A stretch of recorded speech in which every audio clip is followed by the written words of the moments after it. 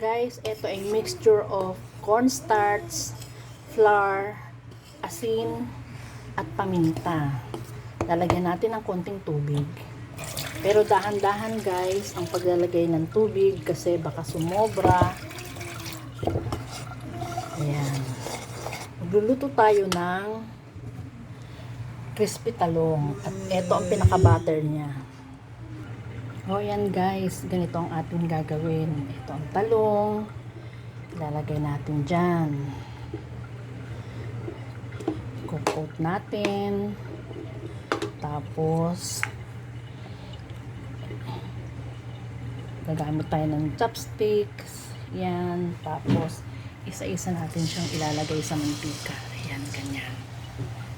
Masarap yan guys. Tiyagaan lang.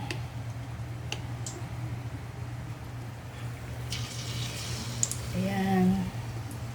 Ganyan. Hanggang sa maiprito natin lahat. Ayan. Ito na guys. So, medyo papulahin naman natin ng konti. Ayan. Tapos ililipat natin doon. Para naman tumulo ang mantika.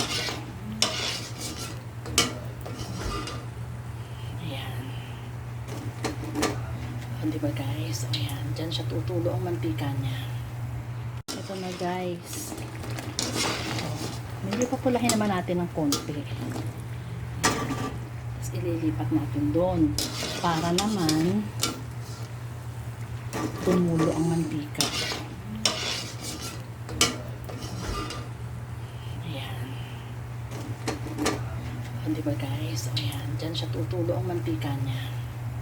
Ngayon ito guys, sahanguin na natin to kasi masyado tayo magtatagal. Kung pupulahin pang masyado. Kasi na rin ito.